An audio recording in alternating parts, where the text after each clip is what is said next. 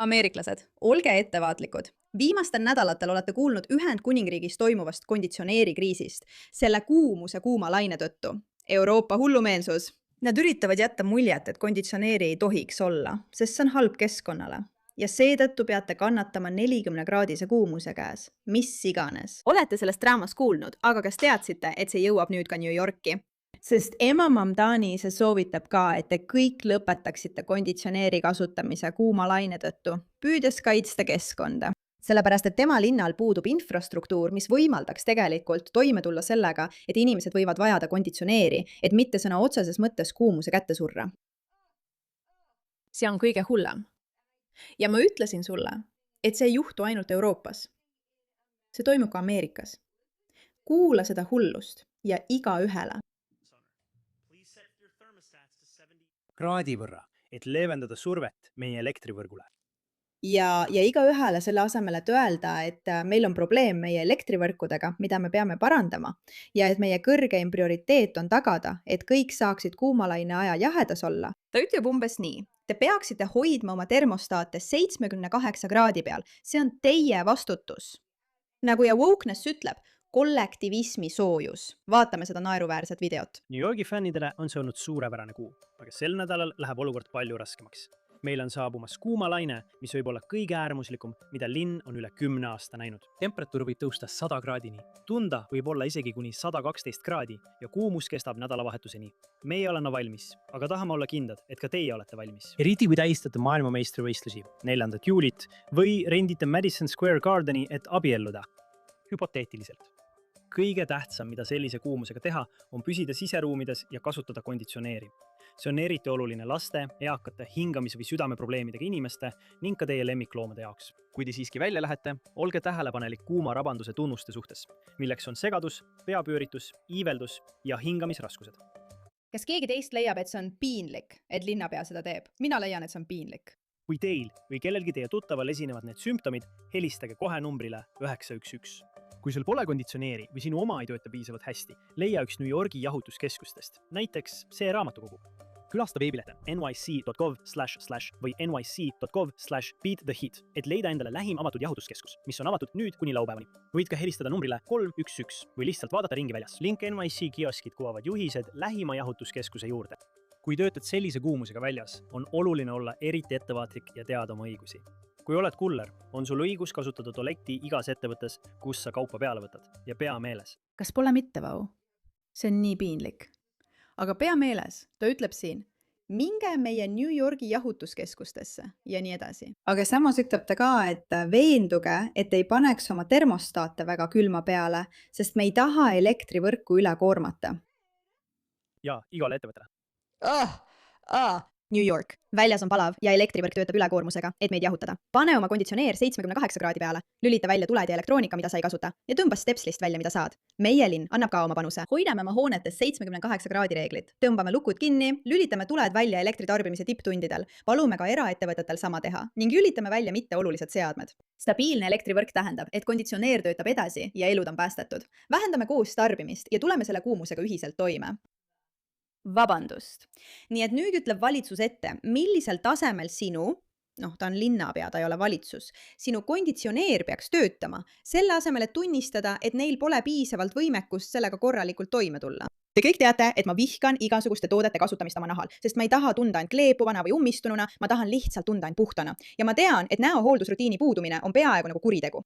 Aga nüüd, kui olen leidnud OneSkin'i, pean võib-olla tunnistama, et mul oli kogu aeg vale. Näete, ma ei ole veel vana, aga viimasel ajal olen märganud oma nahas muutusi. See on otsustanud, et on aeg vananeda ja see on tõesti ebaviisakas. Aga pärast seda, kui mu sõbrad mind kaua veensid, otsustasin seda proovida.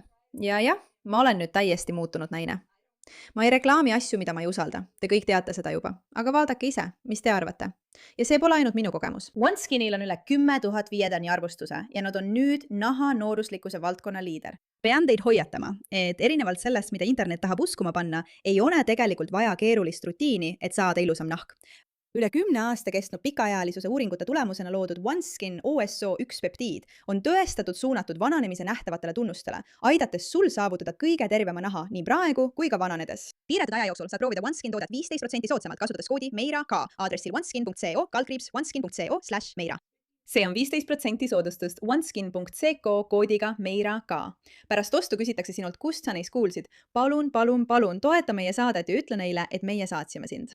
Ja siin on ameeriklased, kes on pilganud seda, mis Euroopas toimub ja on täiesti šokeeritud ja hirmul selle üle, et kuuma lainega saab tegelikult hakkama nii, nagu Euroopas tehakse. Sellest räägime kohe edasi.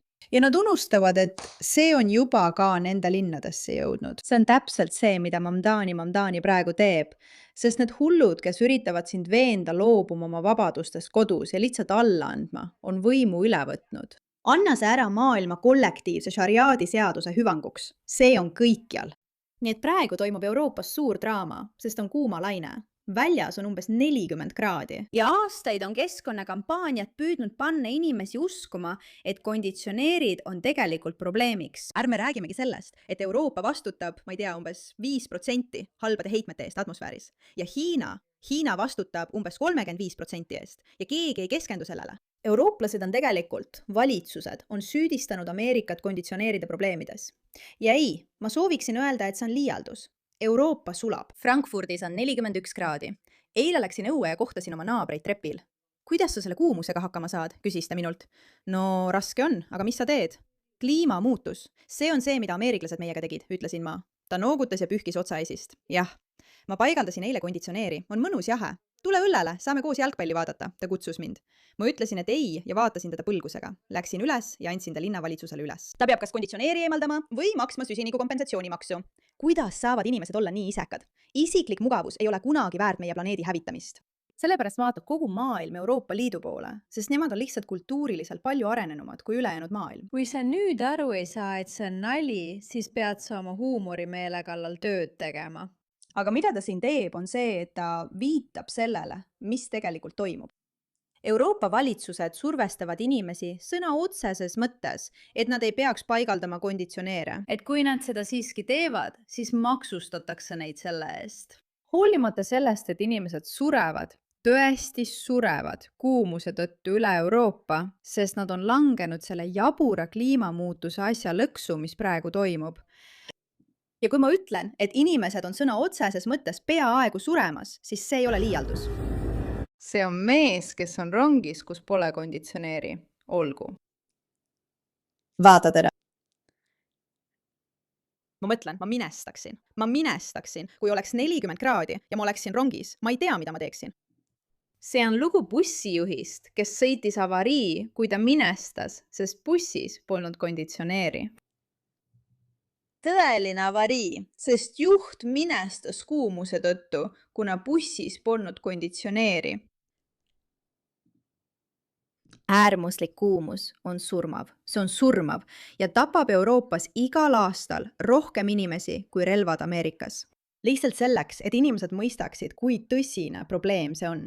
Ja ometi näeme ikka veel absurdset nähtust, kus inimesed püüavad panna teisi end halvasti tundma, kui neil on kodus konditsioneer. Aga just see toimubki Euroopas. Nad püüavad siin veenda, et kollektiivne hüve on palju olulisem kui sinu isiklikud vajadused. Tooge sisse hulgaliselt immigrante. Pole tähtis, kui nad siin vägistavad. Ära hangi endale konditsioneeri. Kliima on tähtsam kui see, et sa kuumuse tõttu ei sureks. Ja nii edasi ja nii edasi. Nii on valitsus asju edasi viinud. Ja see on sõna otseses mõttes kõige psühhootilisem nähtus igal pool.